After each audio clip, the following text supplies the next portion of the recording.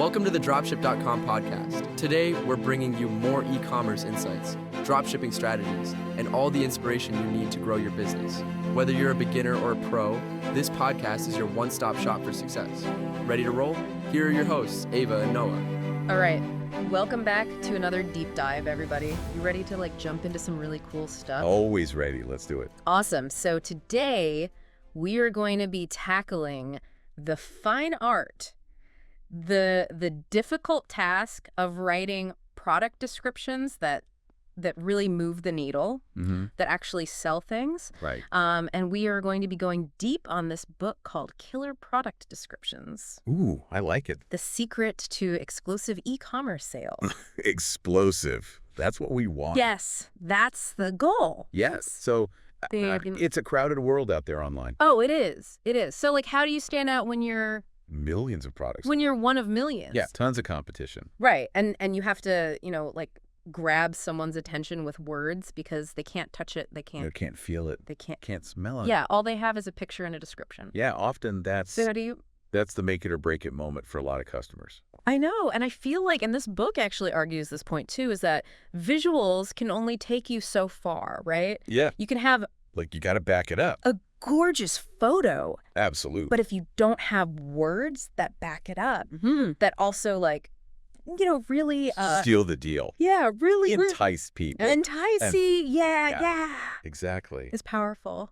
This book makes a really bold claim, and we're gonna dive into whether or not this is actually true or not. But they are arguing that you can transform your sales I believe it. overnight I mean, I've done it. by changing your product descriptions. Just with the right words. Yeah. Oh, okay. Yeah. So you're a believer in this. For sure. It's all about psychology, right? Okay. You're tapping into the way people think and feel, Think about it. Have you ever bought something online just based on a really, really compelling description? Oh, I mean, countless times probably. Right. Yeah. We all have. But I do remember, I think it was a raincoat Oh, actually that I bought. So what was it about the description that made you click buy now? It wasn't so much the features of the raincoat as much as it was the feeling. Yes. That it gave me. The feeling. Of I'm going to be out in a storm and I'm going to be dry and warm and protected. And it wasn't just going to be a raincoat. It was going to be this, Experience. this experience. Yeah, Yeah. this awesome experience. That's what Killer Product Descriptions is all about. It's that shift from just telling people what the product is to what it's going to do for them. I see. The benefits. So it's the benefit over the feature, basically. Yes, exactly. Got it. It's huge. Okay. It's a huge difference. So they give an example in here They do. of a Well, let's stick with the water bottle, right? Oh, okay. Because it's a pretty straightforward product. Okay, yeah. A basic description might just say, keeps your drinks cold for hours. Right. Which is fine. Very factual. It is. It's accurate. It's accurate, not exciting. Imagine if you said something like, picture this. It's a scorching summer day.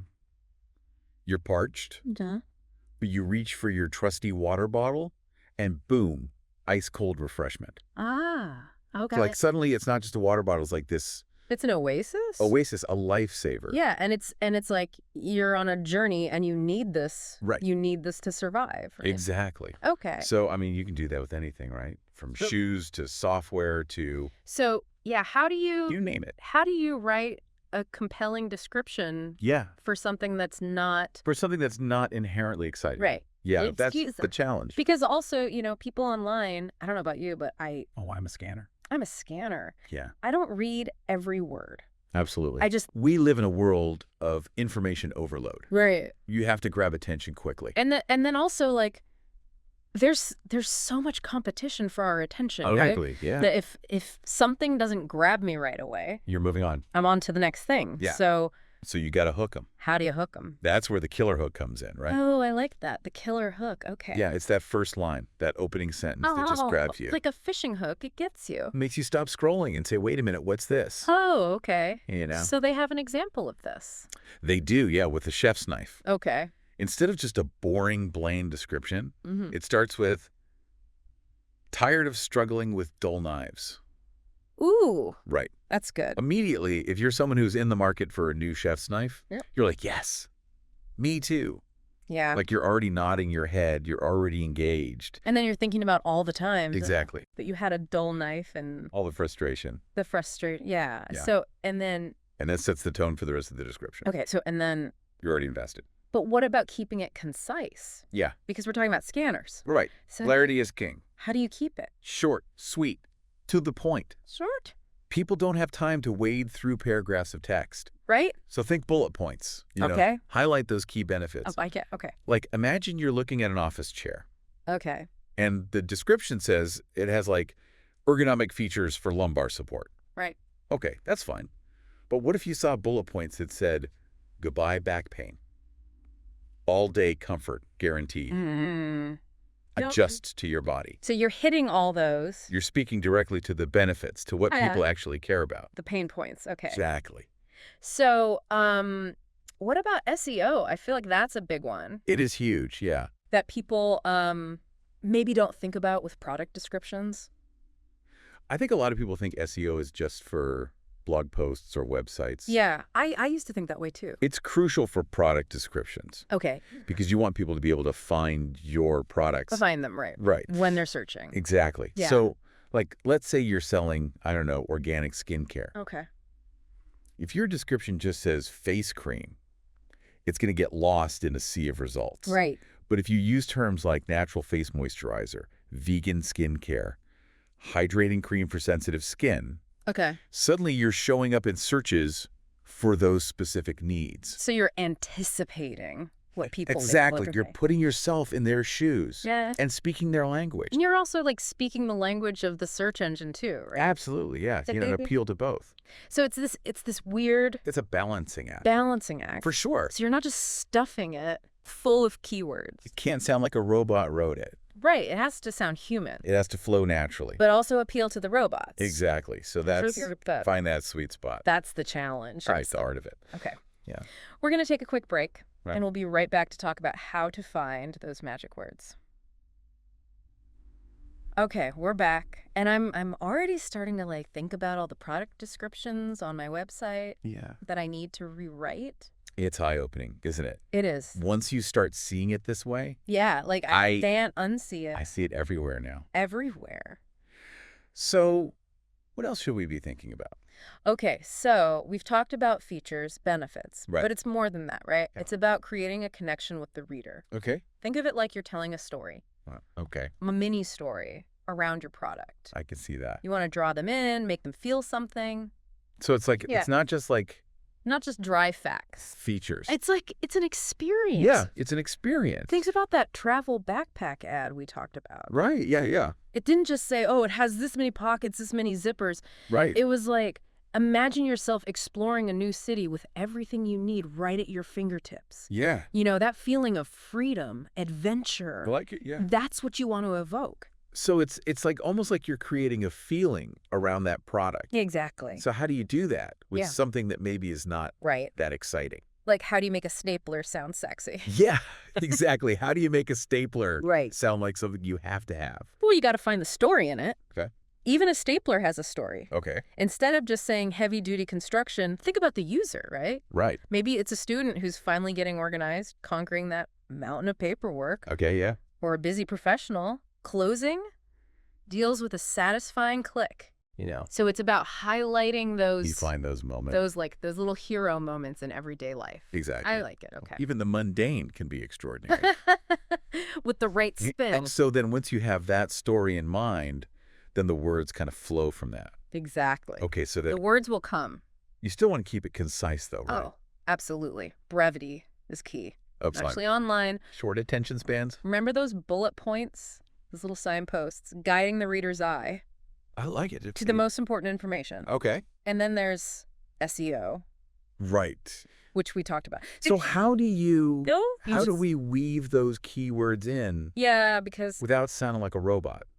I don't want it to sound like just a Okay. bunch of keywords strung Exactly. really together. It has to be natural.